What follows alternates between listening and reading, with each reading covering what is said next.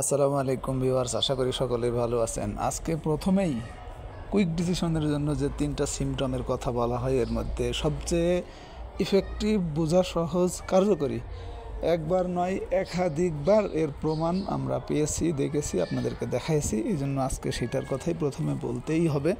সেটা হলো হিস্টোগ্রামের বার। দেখুন, এর আগে যেদিন গতকালকেই এটা পজিটিভ ছিল বলতে হালকা কালার এবং ছোট হয়ে গেছিল, আজকে কিন্তু তারই ধারাবাহিকতায় আপনারা দেখেছেন মার্কেট কিন্তু প্লাস বেশিতে গেলেও শেষমেশ 9 পয়েন্টের অল্প কিছু বেশিতে প্লাসে ক্লোজ হয়েছে। এখন আজকেও কিন্তু সেই হিস্টোগ্রামের বারটি ছোট কালার এবং হালকা হয়েছে, অর্থাৎ গতকালকে যে সিগন্যালটা ছিল এটা পজিটিভ ছিল, তারই আজকের প্লাস হওয়াটাই সেটাই বলে। তো আজকেও সেটা পজিটিভ। সেকেন্ড থিং হলো আপনার ভলিউম, এটিও কিন্তু আজকে খুব পজিটিভ, বৃদ্ধি পাইছে।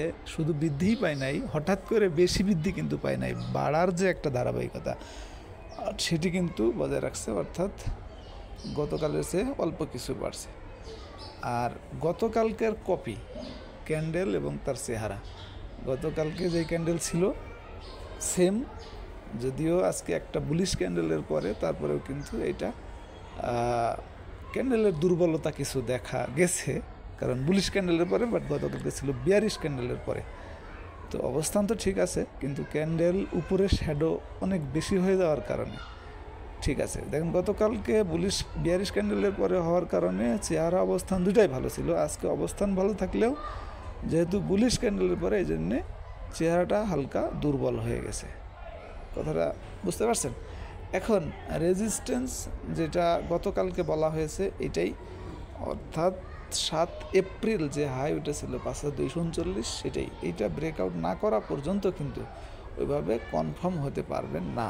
তবে সামান্য বাড়াতেই, যেহেতু দুইটা ইন্ডিকেটরের মধ্যে মুভিং অ্যাভারেজ 14 দিনের যেটা, এটার ভ্যালুটা বেশি ফ্লাকচুয়েট করে, অর্থাৎ ল্যাগিং ইন্ডিকেটর এবং লিডিং ইন্ডিকেটরের মধ্যে আপনার একটু আগে একটু পরে সিগন্যাল দেয়। আপনারা এই দুইটার মধ্যেই যদি বিচার করেন যে মুভিং অ্যাভারেজটা কিন্তু ম্যাকডির তুলনায় আগে সিগন্যালটা আসে, যদিও দ্রুত আসে, তো সেটি কিন্তু আজকে সিগন্যাল এসে গেছে, বাই সিগন্যাল, অর্থাৎ মার্কেটের প্রাইস 5205 আর মুভিং অ্যাভারেজ 14 দিনের ভ্যালু 5203। সুতরাং এই ইন্ডিকেটর অনুযায়ী কিন্তু মার্কেট আবার বাই সিগন্যাল দিয়ে দিছে। আর কনফার্মেশনের জন্য আপনাকে ম্যাকডি অপেক্ষা করতে হবে, সেটা হলো ব্লু রেখাটা অরেঞ্জ রেখার উপরে উঠতে হবে, সেটি কিন্তু এখনও ওঠে নাই। আশা করি মার্কেটের একটু কনফার্মেশনের জন্য 2টা সিমটম, সাপোর্ট রেজিস্ট্যান্স এবং 2টা ইন্ডিকেটর, আর কুইক ডিসিশনের জন্য 3টা সিমটম, ক্যান্ডেলের অবস্থান এবং চেহারা, আর হিস্টোগ্রামের এবং ভলিউম। হিস্টোগ্রামের বার এবং ভলিউম দুইটাই ভালো, ক্যান্ডেলের ওইখানে কিছু দুর্বলতা আছে, 3টার মধ্যে 2টাই ভালো। আর একটা হচ্ছে আপনার কনফার্মেশনের মধ্যে একটা ইন্ডিকেটর দিচ্ছে, বাট আর একটা দেয় নাই। আর রেজিস্ট্যান্স সবচেয়ে গুরুত্বপূর্ণ, এটা তো এখনও আপনার ব্রেকআউট করতে পারেই নাই।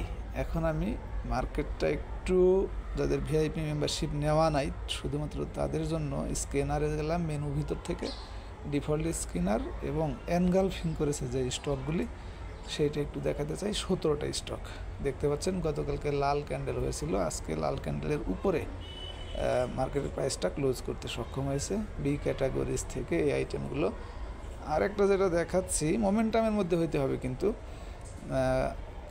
পজিটিভ কারেকশন, মানে বাড়তে ছিল, বাড়তে বাড়তে আজকে হঠাৎ করে একটু কারেকশন হয়েছে। তো কারেকশন হয়েছে হলেও এটা পজিটিভ কারেকশন হিসাবে নিব, যদি বাড়তে বাড়তে, আর যদি কমতে কমতে পজিটিভ কারেকশন হয় তাহলে তো না। সেটা হলো এই রেজাল্টটা। তাদের মেম্বারশিপ নেওয়া নেই, আমাদের 2 বছরে 3000 টাকার প্যাকেজটি নিতে পারেন, 3600 টাকা রেগুলার প্রাইস, 600 টাকা ডিসকাউন্ট চলতেছে, উপরের নাম্বারে যোগাযোগ করে নিতে পারবেন। আশা করি বুঝতে পেরেছেন। ভালো থাকবেন সবাই, ধন্যবাদ, আসসালামু আলাইকুম।